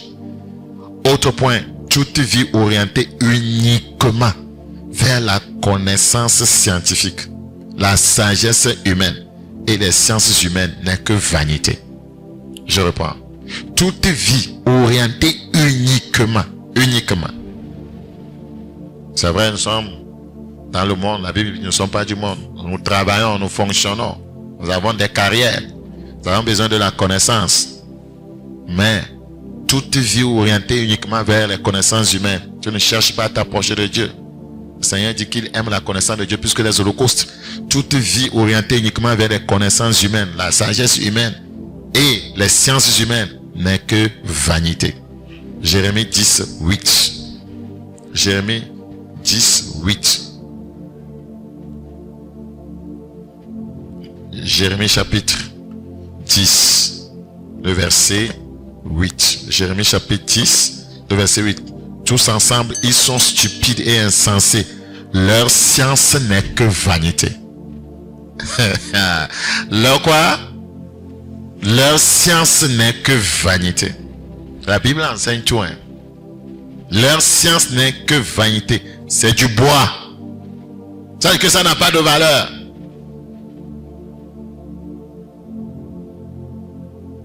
Toute vie orientée uniquement vers les connaissances humaines, la sagesse humaine et les sciences humaines n'est que vanité. Et la plupart du temps, vous allez voir les gens là qui sont des érudits dans ces trucs là, ils sont orgueilleux. C'est de la vanité. Lorsque Dieu ne fait pas partie de l'équation, alors vous menez une vie de vanité. Colossiens 2, 8. Colossiens chapitre 2, le verset 8. Colossiens combien? Colossiens chapitre 2, nous considérons le verset 8. Colossiens chapitre 2, le verset 8. Prenez garde que personne ne fasse de vous sa proie par la philosophie et par une vaine tromperie, s'appuyant sur la tradition des hommes, sur les rudiments du monde et non sur Christ. Et non sur Christ. C'est pourquoi nous sommes en train de dire, lorsque Dieu ne fait pas partie de votre équation, sachez que vous êtes perdu. Vous êtes perdu d'avance. Vous vivez dans la vanité. Ézéchiel 23, 35. Ézéchiel combien? Ézéchiel combien? Les élèves à Ézéchiel. Merci. Ézéchiel chapitre 23, le verset 35. Il est écrit, c'est pourquoi ainsi parle le Seigneur l'Éternel, parce que tu m'as oublié, parce que tu m'as rejeté derrière ton dos. Porte donc aussi la peine de tes crimes et de tes prostitutions.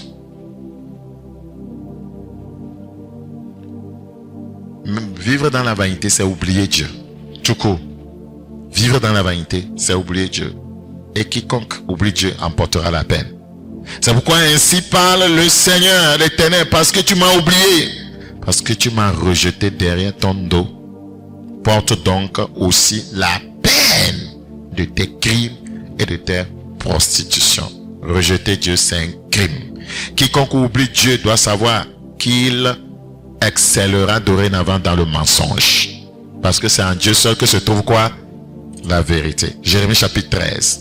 Jérémie chapitre 13. Vous savez, des fois, ceux qui n'ont pas Dieu au centre et comptent sur leur position sociale, leur capacité physique, leur connaissance intellectuelle, leur possession, ils sont souvent imposants.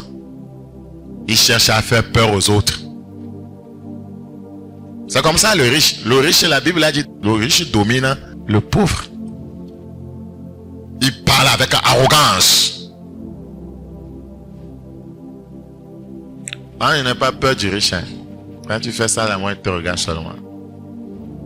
À moi, si je n'ai pas la parole, je ne dis rien. Si j'ai la parole, ce qu'il va te dire là, ça va te paraître bizarre.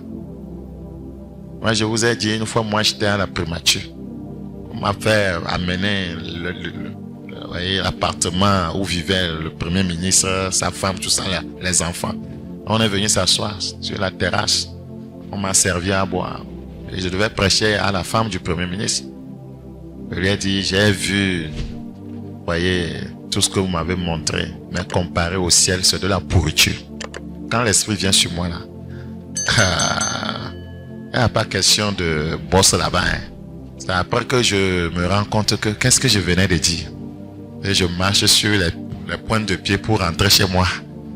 Mais j'ai aimé la réaction de cette femme. Malgré ça, en partant, elle m'a dit donnez 50 000 pour me déplacer. Les gens pensent que quand vous dites la vérité, vous ne pouvez pas être béni. La vérité. C'était beau. Mais je voulais amener son attention sur la beauté du ciel. Ce que c'est que le ciel. Les gens qui ont souvent les moyens, ils veulent être imposants, faire peur aux gens pour que les autres se sentent petits. La Bible dit ne craignez personne. Nous respectons les gens. On ne craint personne. Parce que personne ne va transporter, voyez, son immeuble au ciel. Et il y en a déjà. C'est bien que tu mettes les conditions en place pour que Dieu te bénisse sur la terre. Mais ce qui est important, c'est que tu sois une nouvelle créature. Si tu es une nouvelle créature, ne sois pas frustré. Peut-être que toi-même, tu n'as pas su travailler.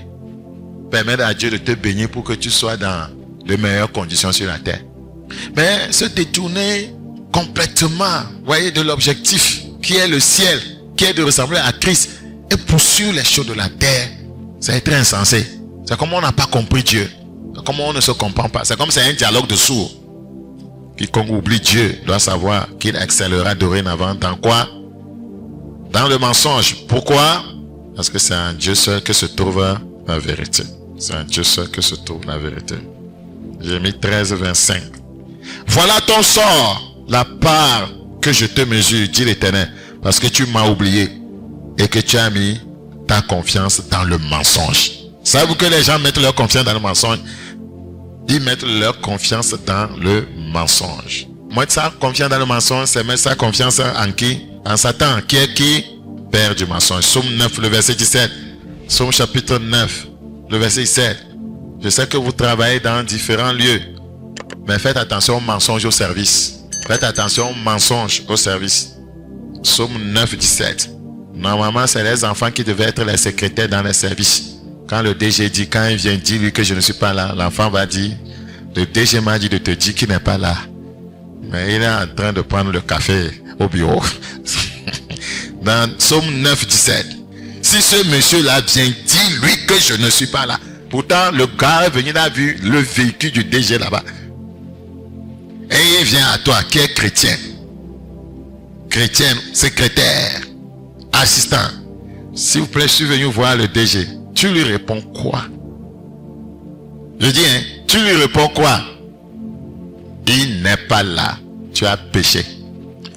Quand je vais finir, demande-moi, pasteur, je dois répondre comment?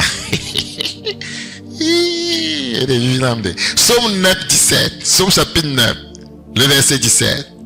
Les méchants se tournent vers le séjour des morts. Toutes les nations qui oublient Dieu. Une vie de vanité, c'est une vie où on a oublié Dieu. Et c'est se tourner ainsi vers quoi? Le séjour des morts, la perdition. Un autre point, un autre indicateur, une vie de dépravation, d'immoralité, de plaisir sensuel, de débauche, d'adultère est une vie de vanité. Une vie de dépravation, d'immoralité, de plaisir sensuel, de débauche, d'adultère est une vie de vanité. Il n'y a rien dans ces choses-là. Regardez ce que la Bible dit dans 1 Timothée chapitre 5. 1 Timothée chapitre 5. 1 Timothée chapitre 5. Vous savez, les pulsions sexuelles poussent. Les pulsions sexuelles vous poussent. Voyez, si ce n'est pas, même si c'est votre partenaire, vous allez comprendre quelque chose après. Voyez, ça devient si banal une fois consommé. Ça devient comment? Si banal une fois consommé. Satan va te pousser. Après, tu n'auras que quoi? Des regrets. Il faut faire les choses avec Dieu. Il faut faire les choses légalement, légitimement. C'est très important. La Bible dit dans 1 Timothée 5, 1 Timothée chapitre 5, le verset 6.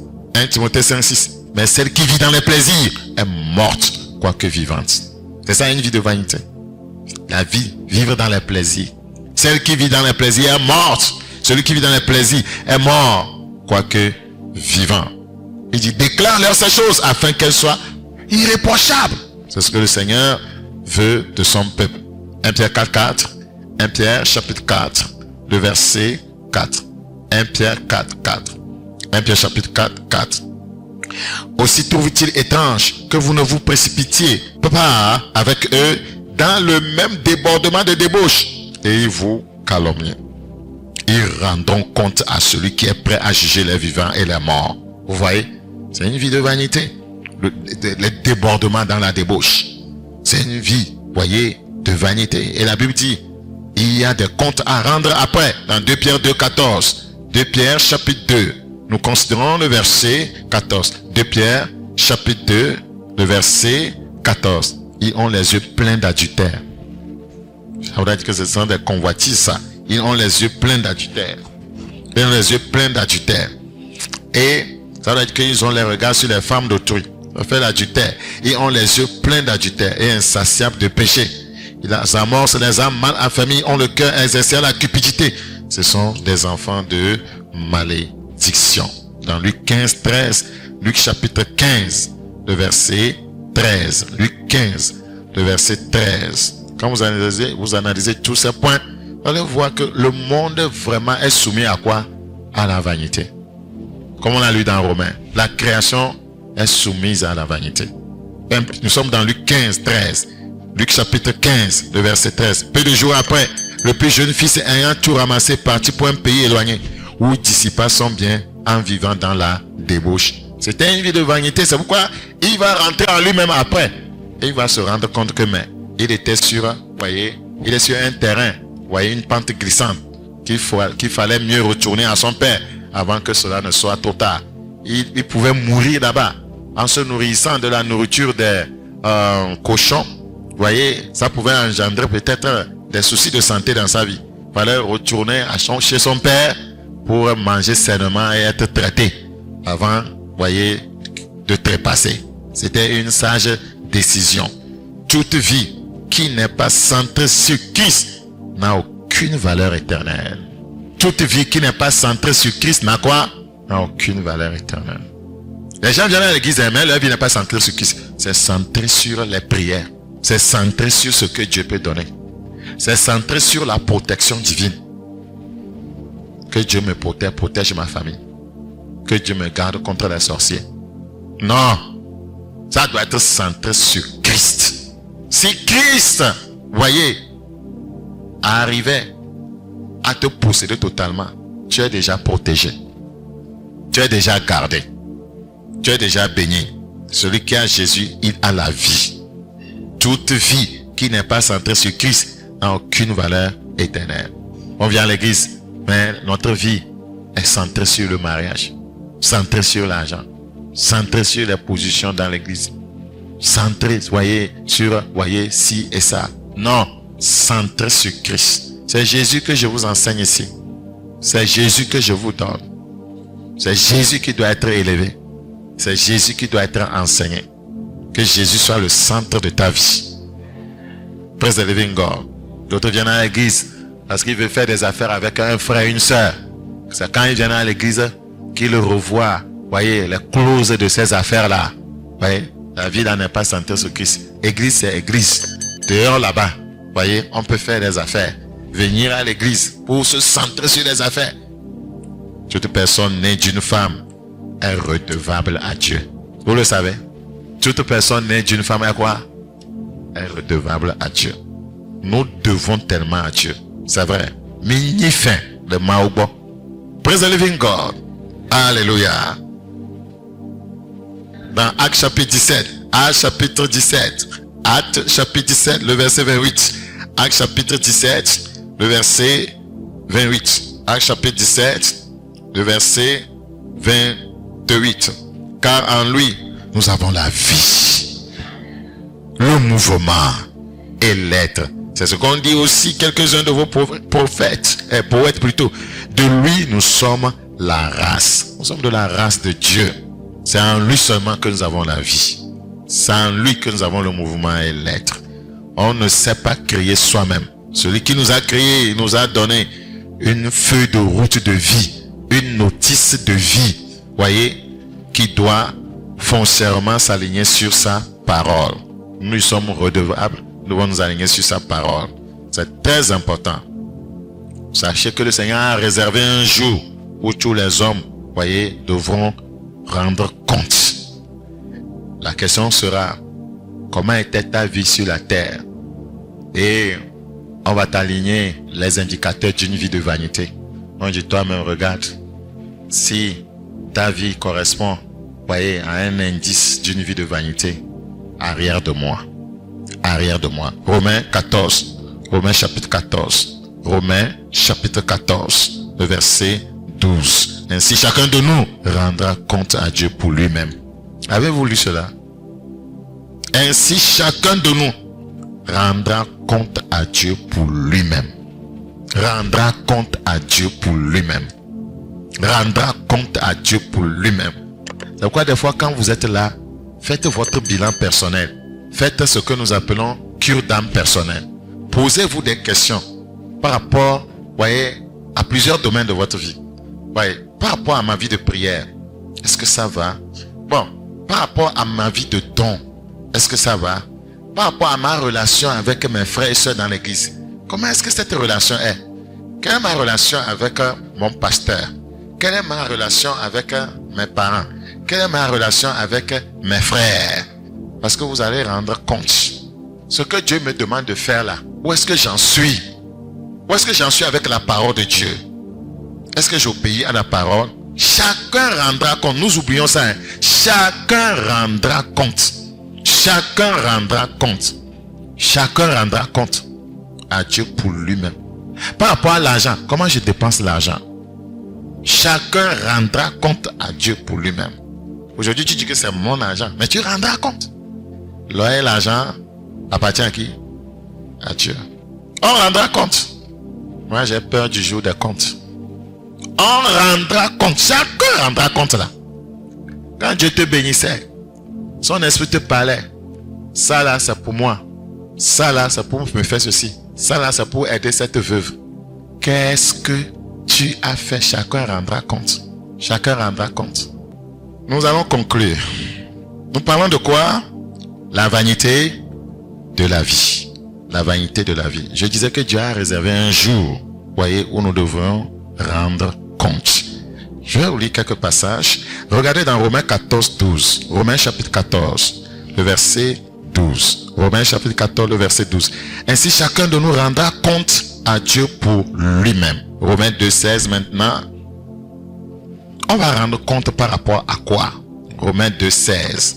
Romains 2, 16. C'est ce qui paraîtra au jour où, selon mon évangile, Dieu jugera par Jésus-Christ les actions secrètes des hommes. On rendra compte, hein? Ça peut être en secret. Nous rendrons compte. Comment as-tu parlé de tes frères? Tu rendras compte. Qu'est-ce que tu disais du pasteur? Tu rendras compte. Tu rendras compte. Tu rendras compte. C'est pourquoi nous sommes appelés aujourd'hui à la repentance, à nous mettre en règle. David dit, en tout point bien réglé, offrant une pleine sécurité. Quand tu viens en règle, tu es en sécurité devant Dieu le jour-là. C'est très important. Dans Hébreux chapitre 4, le verset 13. Hébreux 4, 13. Toute vie de vanité qu'un homme aura menée, il rendra compte. Hébreux 4, le verset 13. Hébreux 4, 13. Nulle créature n'est cachée devant lui. Nulle créature n'est cachée devant lui. Mais tout est à nu et à découvert aux yeux de celui à qui nous devons rendre compte. Ça me fait peur. Hein? Ce n'est pas écrit pour être écrit. Hein? Ça va arriver. Nous rendrons compte. Ecclésiaste 12, 15, 16. Ecclésiaste lui-même nous a fait comprendre qu'on rendra compte. Ecclésiaste, chapitre combien? Celui-même qui a parlé de vanité des vanités nous dit qu'on rendra compte. Ecclésiaste chapitre 12, 15. Ecclésiaste 12, 15 à 16. Écoutons la fin du discours. Crains Dieu et observe ses commandements. C'est là ce que doit faire tout homme, car Dieu amènera toute œuvre en jugement au sujet de tout ce qui est caché, soit bien, soit mal. On rendra compte de tout. Le bien qu'on a fait, le mal qu'on a fait, on rendra compte de tout. On rendra compte de tout. On rendra compte de tout.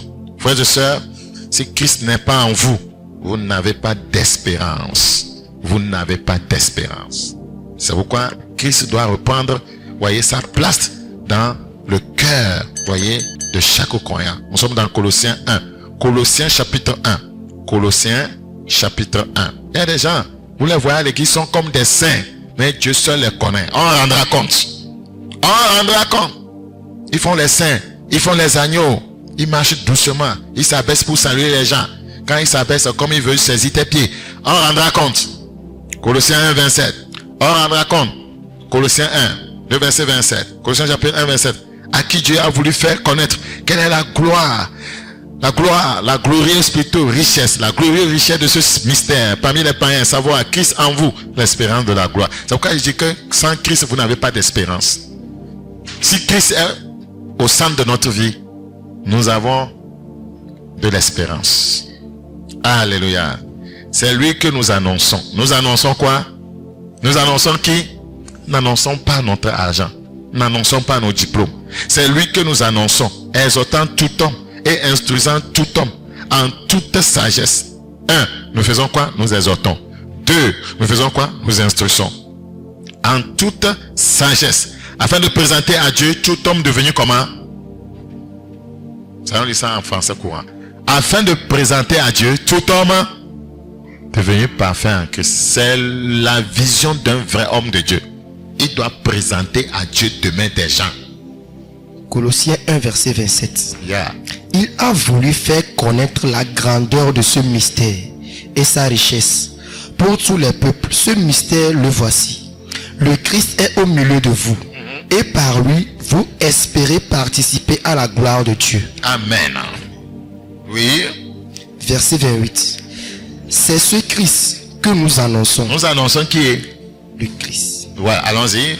Nous donnons à chacun des conseils et un enseignement avec toute la sagesse possible. Nous faisons quoi? Nous en conseils. Nous donnons à chacun des conseils. Nous donnons à chacun des conseils. Et un enseignement avec toute la sagesse possible. Et un enseignement avec toute la sagesse possible, oui. Pour que tous deviennent adultes dans le Christ. Ah, je vous ai souvent dit parfait, c'est maturité.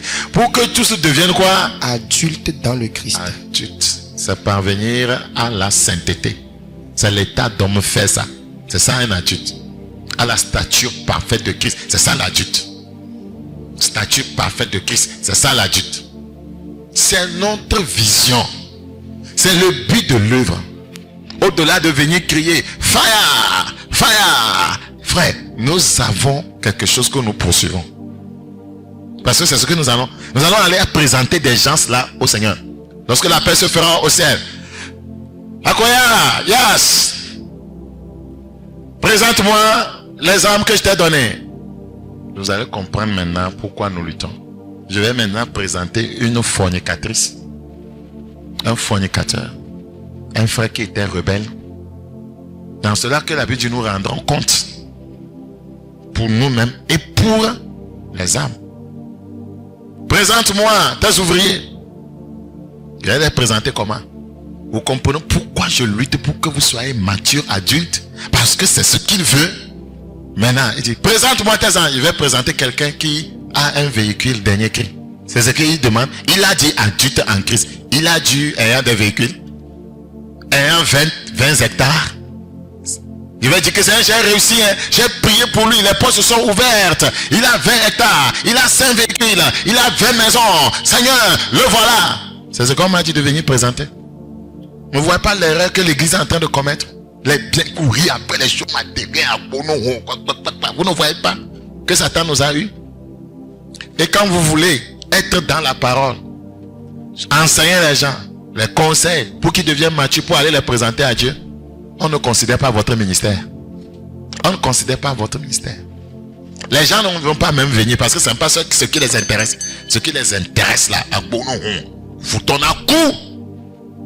Ce n'est pas ce qu'on m'a dit de venir présenter. Je vous dis ça pour que vous compreniez l'objet de notre combat.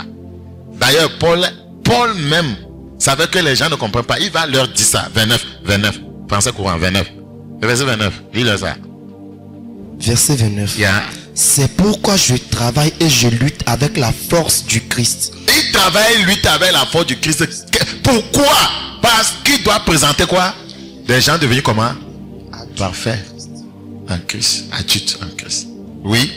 Je lutte avec la force du Christ qui agit en moi avec puissance. C'est à quoi je travaille en combattant avec sa force qui agit puissamment à moi. C'est à quoi je travaille. C'est à quoi je travaille. Frères et sœurs, quiconque décide de ne plus vivre pour lui-même est libre de toute vanité. C'est la conclusion. Hein?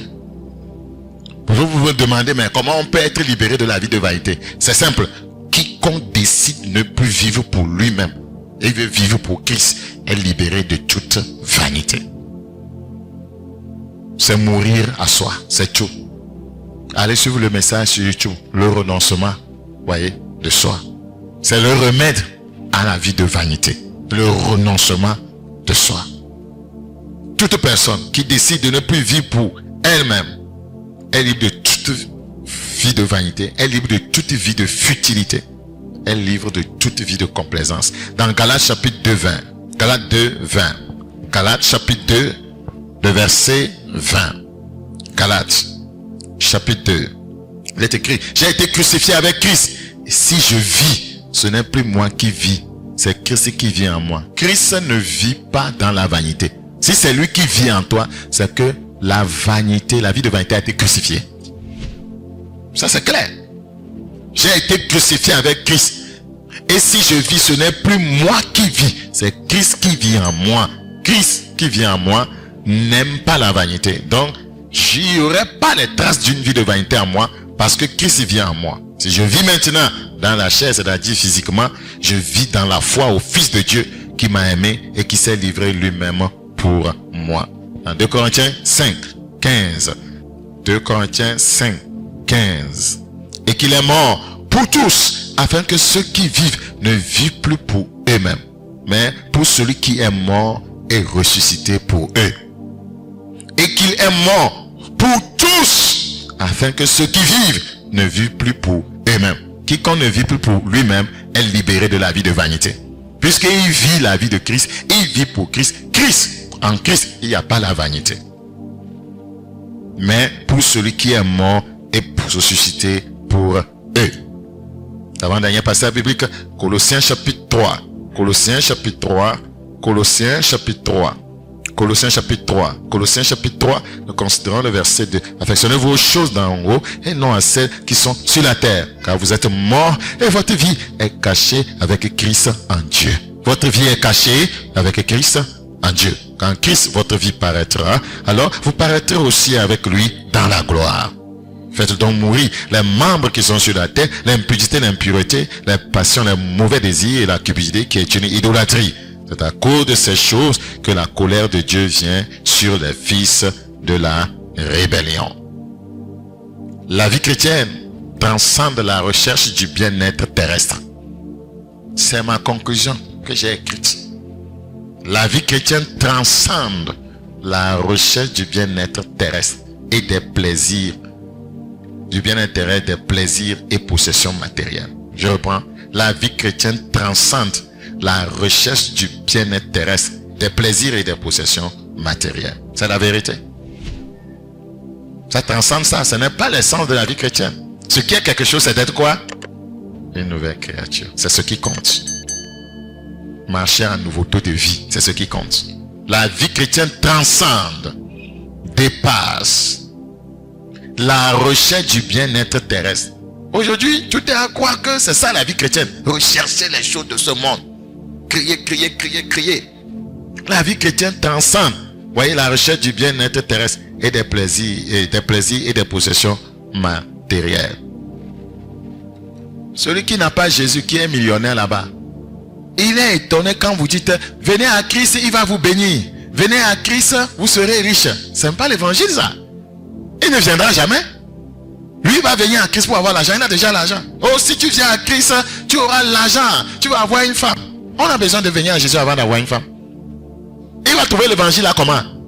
Bizarre. Venez à Christ, vous allez avoir des biens matériels. Vous allez acheter des terrains. Oh, est-ce que j'ai besoin de venir à Jésus avant d'acheter des terrains? Quand quelqu'un vient dire, gloire à Dieu, je viens d'acheter un terrain, une maison. Ce témoignage-là est-il extraordinaire? C'est un témoignage comment? Banal. Parce que les gens là-bas de l'autre côté là, ils ne sont pas à Jésus-Christ. Ils ont ces maisons. Toi, c'est à Jésus seulement que tu peux avoir maison, tu dis gloire à Dieu. C'est à Jésus que toi, tu peux avoir maison. Donc sans Jésus, toi, tu n'aurais pu jamais avoir maison. Les gens sont là, il n'y a pas Jésus, ils ont travaillé, ils ont maison.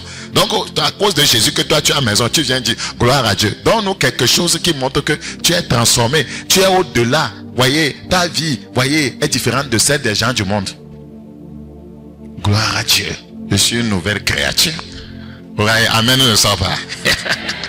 Gloire à Dieu.